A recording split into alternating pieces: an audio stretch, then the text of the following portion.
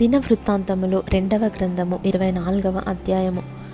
యోవాషు ఏలనారంభించినప్పుడు 7 సంవత్సరంలో ఈడు గలవాడై యెరూషలేములో 40 ఏండ్లు ఏలెను. అతని తల్లి బెయేర్షెబా కాపురస్తురాలైన జిబ్యా. యాజకుడైన యెహోయాదా బ్రతికిన దినములన్నీయు యోవాషు యెహోవా దృష్టికి యథార్థముగా ప్రవర్తించెను. యెహోయాదా అతనికి 2 భార్యలను పెళ్లి చేసెను. అతడు కుమారులను కుమార్తెలను కనెను. అంతటా యెహోవా మందిరమును బాగు చేయవలెనని యోవాషునకు తాత్పర్యము పుట్టెను గనుక అతడు యాజకులను లేవీయులను సమకూర్చి, మీరు యూదా పట్టణములకు పోయి మీ దేవుని మందిరము బాగు చేయుటకై ఇశ్రాయేలీయులందరి యొద్ద నుండి ధనమును ఏటేటా సమకూర్చుచు ఈ కార్యమును మీరు త్వరపెట్టవలెనని వారికి ఆజ్ఞ ఇచ్చెను. వారు దానిని త్వరగా చేయకపోయినందున రాజు ప్రధాన యాజకుడగు యెహోయాదాను పిలిచి, ఆ దుర్మార్గురాలైన అతల్య కుమారులు దేవుని మందిరమును పాడు చేసి యెహోవా మందిర సంబంధమైన ప్రతిష్ఠోపకరణములన్నిటినీ బయలుదేవత పూజకు ఉపయోగించిరి. సాక్ష్యపు గుడారమును బాగు చేయుటకై యూదాలో నుండి యెరూషలేములో నుండి ఇశ్రాయేలీయుల సమాజము చేత యెహోవా సేవకుడైన మోషే నిర్ణయించిన కానుకను లేవీయులతో నీవెందుకు చెప్పి తెప్పించలేదని అడిగెను. కాబట్టి రాజు ఆజ్ఞ చొప్పున వారు ఒక పెట్టెను చేయించి యెహోవా మందిర ద్వారము బయట ఉంచిరి. మరియు దేవుని సేవకుడైన మోషే అరణ్యమందు ఇశ్రాయేలీయులకు నిర్ణయించిన కానుకను యెహోవా యొద్దకు జనులు తేవాలెనని యూదాలోను యెరూషలేములోను వారు చాటించిరి.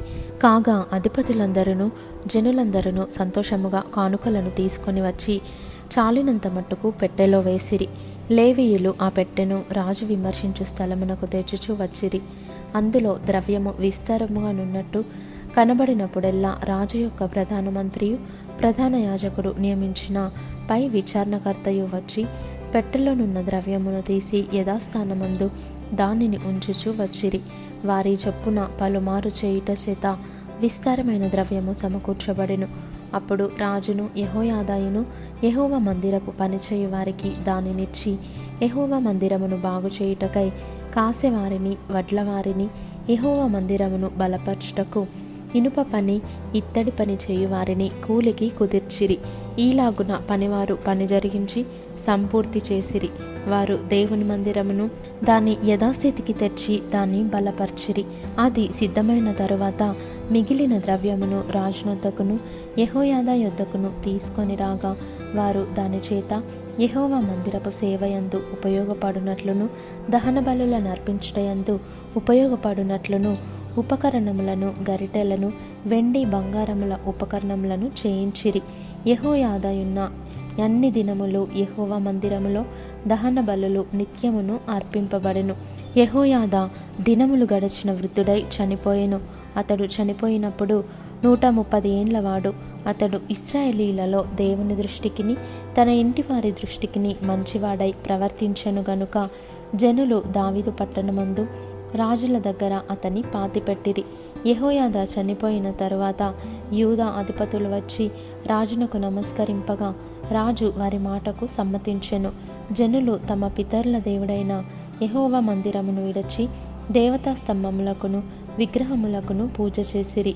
వారు చేసిన ఈ అపరాధము నిమిత్తము యూదా వారి మీదికిని యెరూషలేము కాపురస్తుల మీదికిని కోపము వచ్చెను.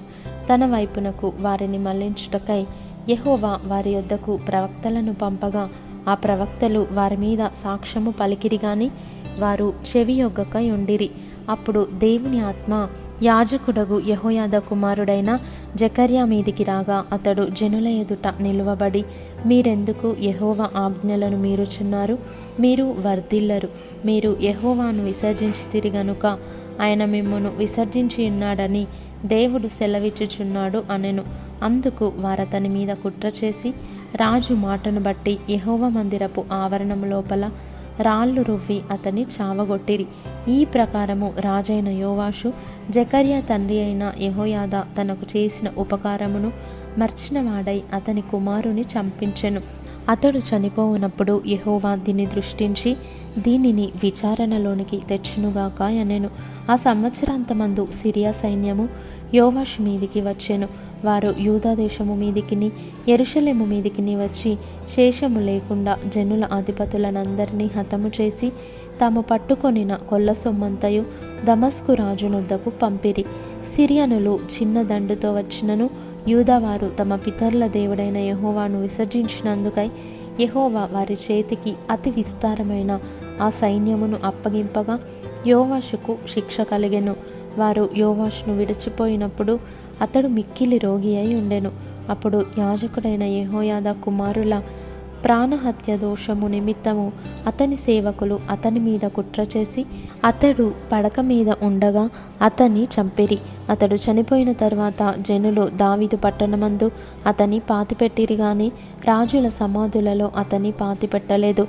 అతని మీద కుట్ర చేసిన వారు అమ్మోనీయురాలైన షిమాతు కుమారుడగు జాబాదు, మోయాబురాలైన షిమ్రీతు కుమారుడగు యెహోజాబాదు అనువారు.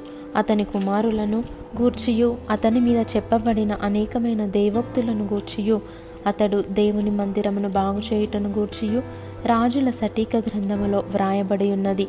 అతనికి బదులుగా అతని కుమారుడైన అమజ్యా రాజాయెను.